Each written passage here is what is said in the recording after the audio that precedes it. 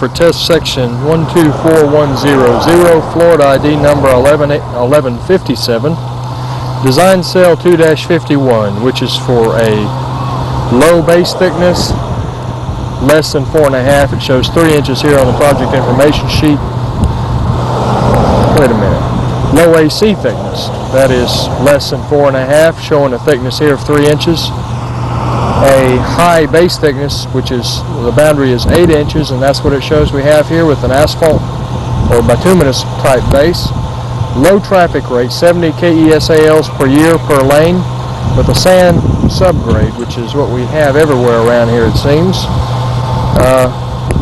The layers we have shows 1 inch of an HMAC, which is a wearing course layer, 2 inches of a dense graded HMAC layer, type S layer probably, considering the age of this. Year open to traffic 1975. 8 inches of a bituminous treated base. 12 inches of a predominantly sand material, supposed to meet an LBR of 40 over a A3 sand. What they're doing is pulling a core from this. We're not going any further than that because we're quite confident of our subgrade, and I can show some exposed here in the ditch over here on my right. I'll pick it up from here and we'll go show a picture of the core and then move ahead with our panoramic view, then our tour of the test section. I just cut off the displays here to try to show what we have in terms of thicknesses. Got that little arrow up there. I don't know if it shows on the video, on the recording, but we have exactly 11 inches of asphalt bound material. 8 inches of that is a sand asphalt, and the remaining 3 inches, 2.25 inches of it, no, 2.25 inches of it are an asphalt concrete structural course, probably type S, and 3/4 inches of it are a wearing course. And all of it shows up quite clearly on here. Try to zoom in and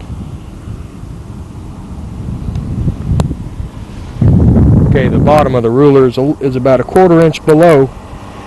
Measured it earlier laying it flat, and we do have right at 8 inches of sand asphalt, and then there is the wearing course, and then you see right there the structural course. From where we just pulled the core,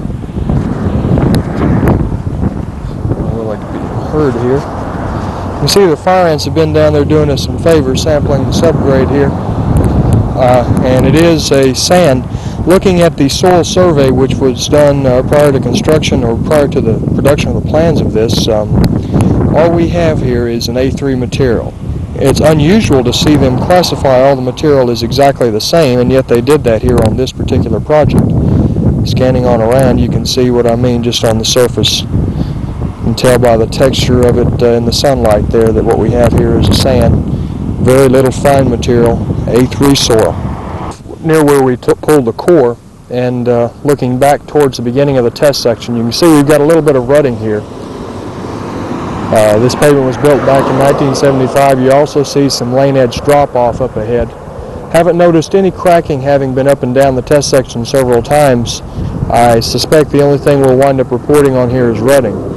The surface has maintained an outstanding texture for a pavement that's 14 years old, although it does not carry that heavy of traffic leading out of Valparaiso, Florida, going north towards Interstate 10 here.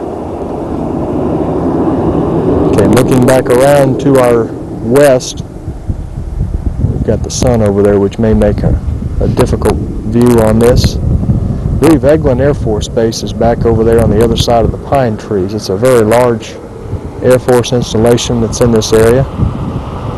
Looking back south towards Valparaiso, Florida, you can see we're in a long vertical curve here, although we don't have very much of a change in grade. You see how the water from the coring operation is draining back downhill, which also indicates the rutting that we have here. Looking right here, you can see where some of it drained over, but some of it also is going just right back down the hill there, which is an interesting way of noting this. Then looking back around, we've got pine woods again off to our east.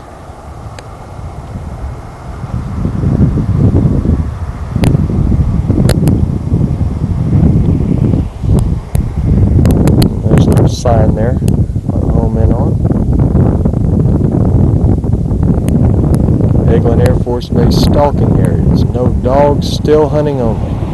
Video tour of the test section. Ron McNamara was just reporting on the rut depth measurements that he had just made here. Our average rutting in the outside wheel path was 3/10 of an inch. On the inside it was 1/4 inch. However, the maximum rutting observed was around in this area right in here, and you can see it highlighted very well by the angle of the sun. This area we had around 4/10 of an inch in the inside wheel path, but then it leveled out again once we got up beyond Station 1, and was typically a little bit less, around 5/100 of an inch less than what we had in the outer wheel path.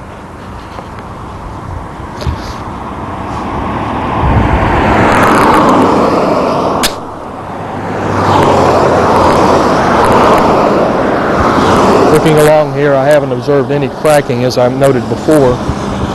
Trying to take a special note of that now.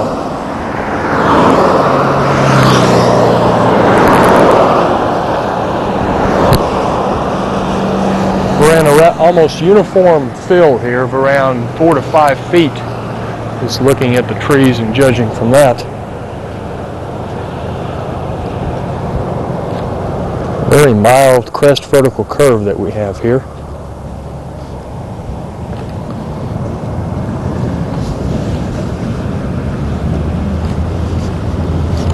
Notice what I said about the texture. It's maintained an outstanding surface texture for the age of this roadway.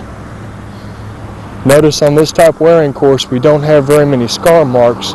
Then again, we don't have that heavy of traffic and very little truck traffic in here, or at least in proportion to what we have over on the interstate highways in Central and South Florida.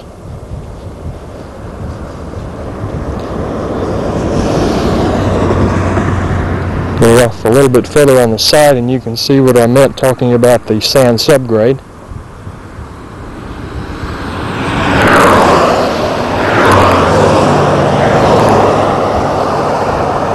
Time shown on the viewer is 5:30 p.m. However, the real time here is around 4:30 because we are in the central time zone here in this part of Florida, west of the Apalachicola River.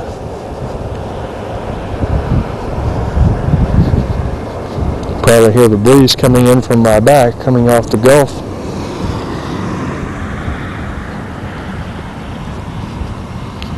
Temperature's probably in the low to mid 70s here.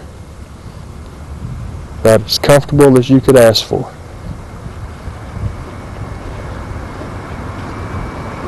And we're up, as you could see, off on the bottom left corner of the viewer at the end of the test section. We'll do the little panoramic view of this, and then we will be showing the core, which you can see up ahead of me here. Looking on down to the north of us, looking down station that is, have a left curve up ahead in which there are some abandoned, I believe, railroad tracks which serviced Eglin Air Force Base. Sweeping on around. Large median area here. See the water tower back there. I believe that's for Valparaiso. We came in from the back side, so I haven't gone and looked at that water tower yet, but that's probably what it is. And looking back down on the test section, you can see what I meant about a uniform fill, how the vertical curve follows the profile quite closely. Exceeds it by a few feet, but is a rather consistent fill height here. Okay, this is the core which we extracted from this hole back beyond the end of the test section on 124100. We've got 3/4 inches of a wearing course, 2 inches of asphalt concrete, probably type S, and 7 3/4 inches of sand asphalt base here. The plans indicate 12 inches of subgrade stabilized to LBR of 40. And we have a sand subgrade, as I've described several times before. This will end the video for test section 124100, Florida ID number 1157. We're in Okaloosa County, north of Valparaiso, Florida, on State Road 85.